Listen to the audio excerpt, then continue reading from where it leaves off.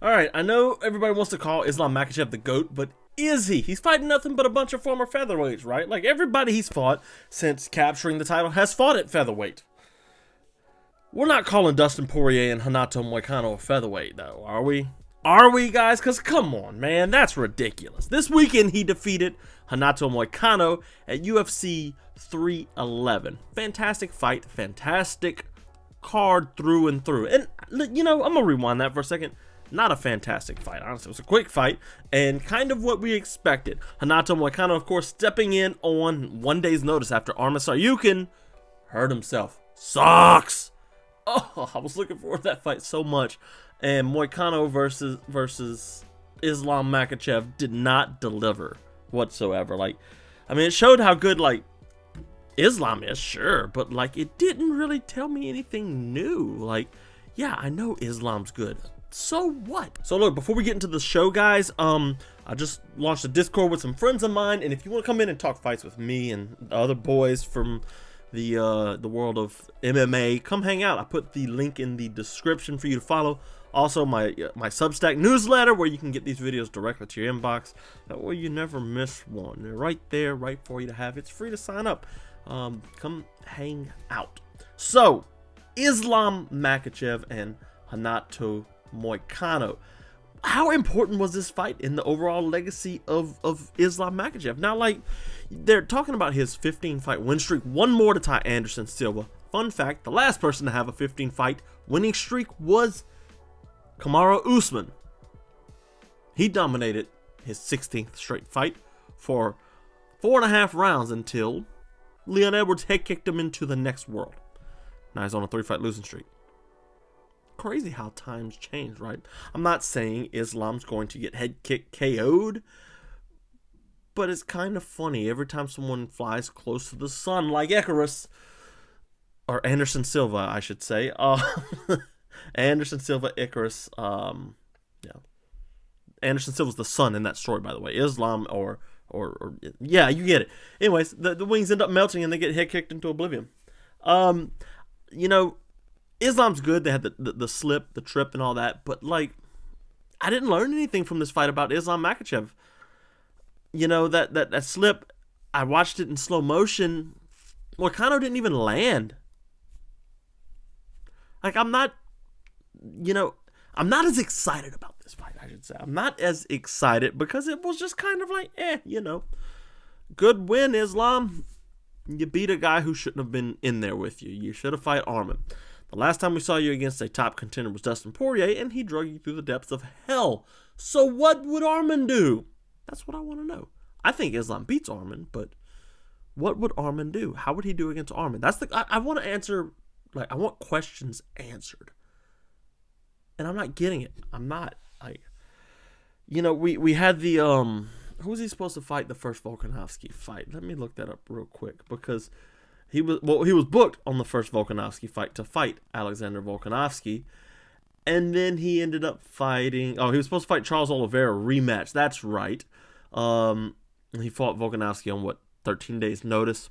Fights Dustin Poirier, wins via Darce. Fights Moicano via Darce. Like, man, his Darce is dangerous. But yeah, I mean, didn't learn too much from him. You know, I just wanted more. I wanted to see more from Makhachev. I wanted to see. How does he handle a wrestler that can go with him and go with him for 5 rounds? And I wanted to see if Arman Tsarukyan can go with a wrestler that's as caliber or higher caliber as Islam Makhachev. Didn't get either. Instead, we got, does Moicano still lose to good fighters? The answer was yes. He loses to good fighters still. Now, what I was excited about was Merab Dvalishvili versus Umar Nurmagomedov. Now, if you remember back when Merab captured the belt against Sean O'Malley, I said I have no desire to see Sean O'Malley 2 or Corey Sandhagen. Instead, the fight I find more intriguing. I think what I said was I find Merab Dvalishvili versus Umar more intriguing than Sean O'Malley versus Umar. I was going into that fight. I was right. That was an incredible fight. Incredible!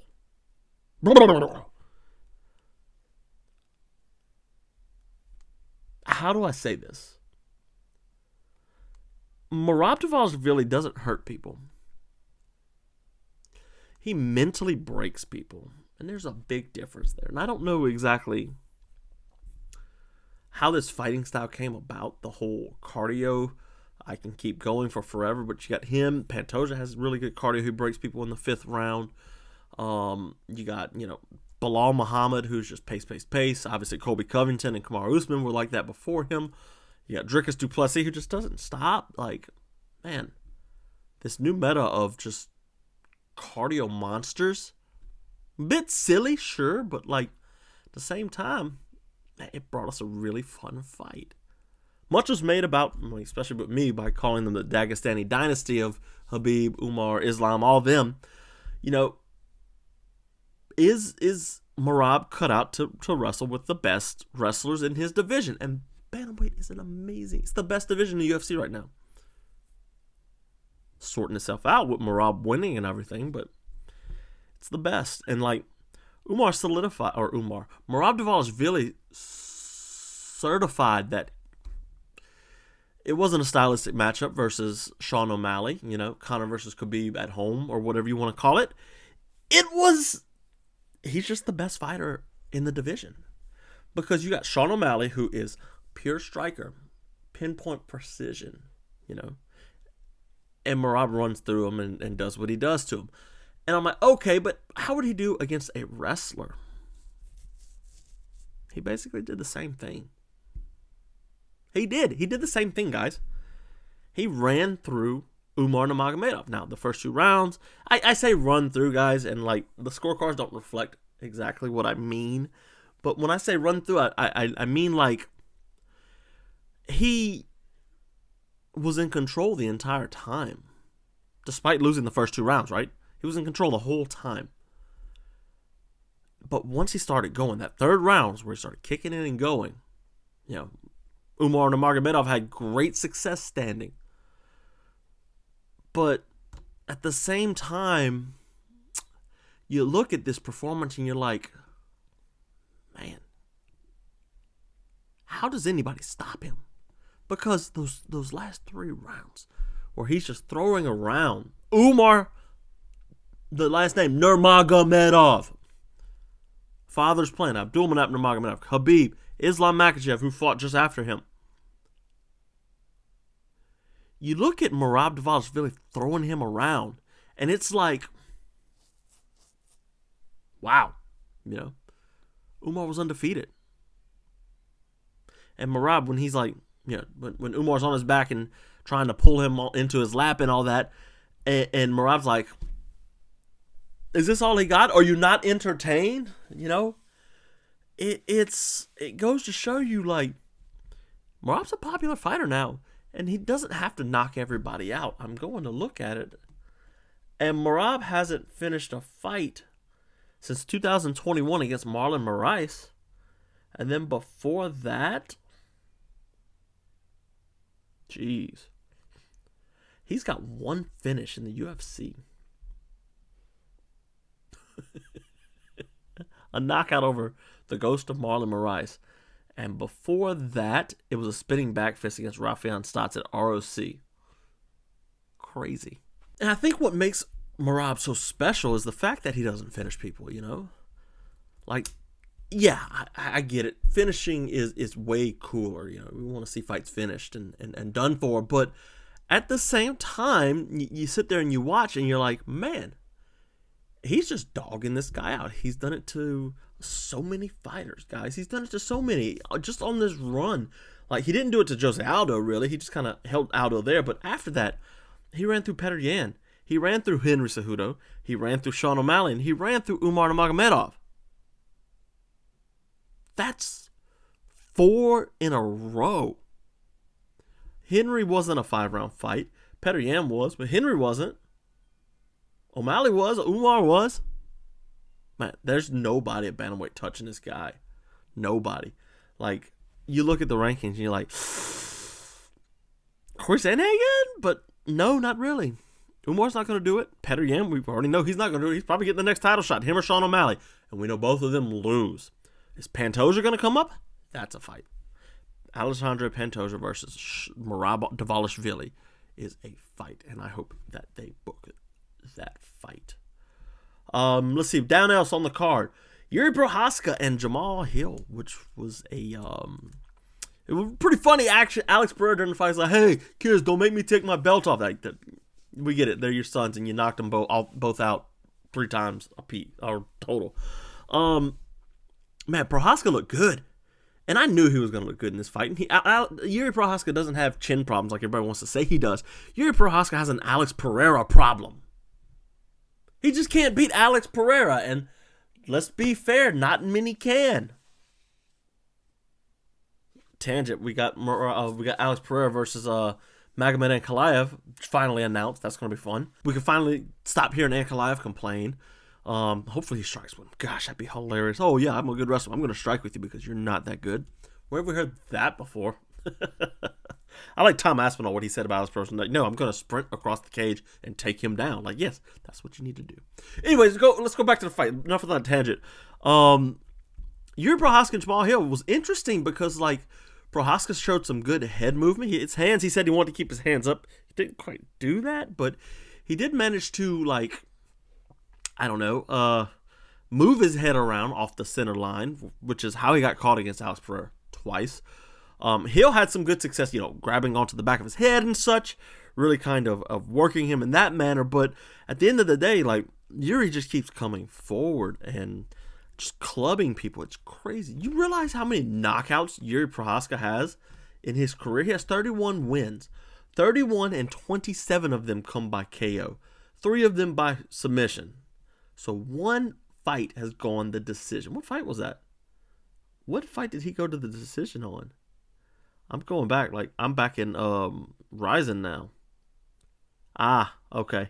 Yeah, back in Ryzen. Mark Teneos at the World Grand Prix in 2016.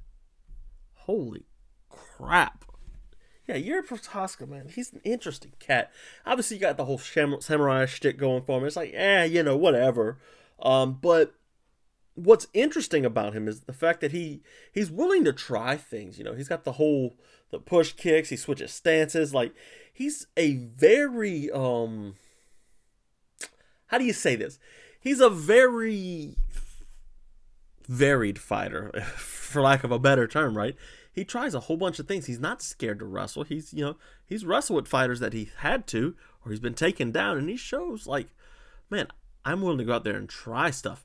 He's got the whole Tyson Fury herky-jerky head movement going on and all of that stuff. I think, Yuri Prochazka is probably the best light heavyweight in the world right now. He's kind of got the whole DC problem going on to where John Jones exists or Alex Pereira exists, and it's like just antithesis, like, you're never going to beat him. This is just how it is. So good win for Yuri. Jamal Hill, I don't really care for him outside the ring. Even inside the cage, I'm like, you got good straight punches, but, like, I don't see him. He's riding high off of a win over Glover Teixeira that was very, it was a good win, but also Glover's old, so yeah, that was okay. Really good fight for Yuri Prochazka. Jailton Almeida defeated Sergey Spivak. Spivak managed to get Almeida to the ground and on his back. Or he managed to get into his guard, I believe. And Almeida managed to, get to the back of Spivak and eventually just get back. He got back up and he landed a strike. He's a big old guy, so, he's going to land strikes. If he throws them, they're going to hurt. Jack Slack said that today. He's right.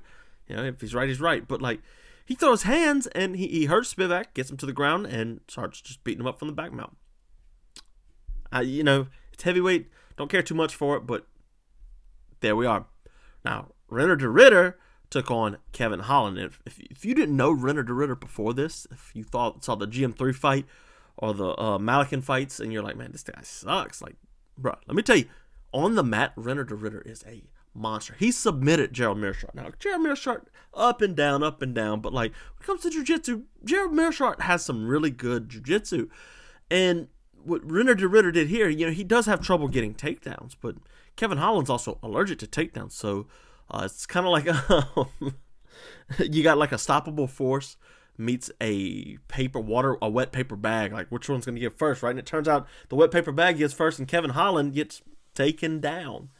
Ritter just Holland, he's good off his back. He's good jiu-jitsu, but I mean, Ritter's just a different level. The guy's amazing, and a bunch of good transitions. Managed to get to the back and choke him out. And Kevin Holland's like, okay, well, I'll just be back next time and get a better payday. Main event of the prelims was Raoni Barcelos and Peyton Talbot. Everybody was big on Peyton Talbot going into this, justifiably so. Peyton Talbot's a good fighter, and I think he will be a good fighter after this, right? But Raoni Barcelos is this old man who used to be the worst possible matchup for everybody. Like, I'm going to go look at his record real quick, fellas. He beat Said Nurmagomedov. Chris Gutierrez, he beat Kurt Holloway, my Louisiana guy, Kurt Holloway, which hurt my feelings. Timur Valiev, it was a majority decision. Victor Henry put the gas on him. Umar caught him. Like, you see, he's kind of, fading a little bit. He's an older guy now. How old is he? 37.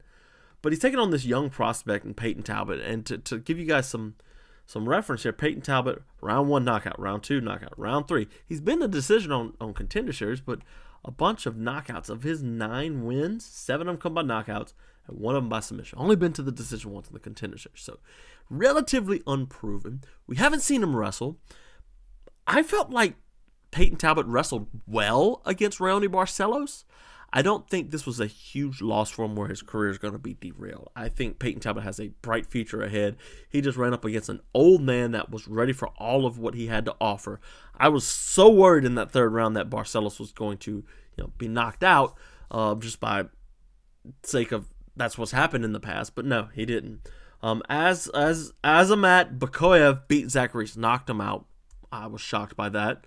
Bogdan Guskov almost lost to Billy Alicana, then he almost choked him out. Did choke him out. Good win by him. Grant Dawson got a win over Diego Ferreira. Man, Diego Ferreira looks every bit of 40. He, once upon a time he was a freak of a fighter. Just incredible scrambles. Go watch his fights with like Anthony Pettis, Dustin Poirier. Go watch all of those fights because he's super fun. But here he was just out of his depth. Grant Dawson is fun. My arch rival Aylin Perez, she has to twerk like, hey, look, this is what I want to show everybody. Beat Carol Rosa. Rinya Nakamura apparently couldn't get going against Mew and Gafarov, which was weird. Rinya Nakamura, he was scared to exchange or something like that, and Gafarov just kind of sunned him. Bernardo Sopaj beat Ricky Tercios. I don't think Ricky Tercios is that good. He's a fun fighter, but yeah.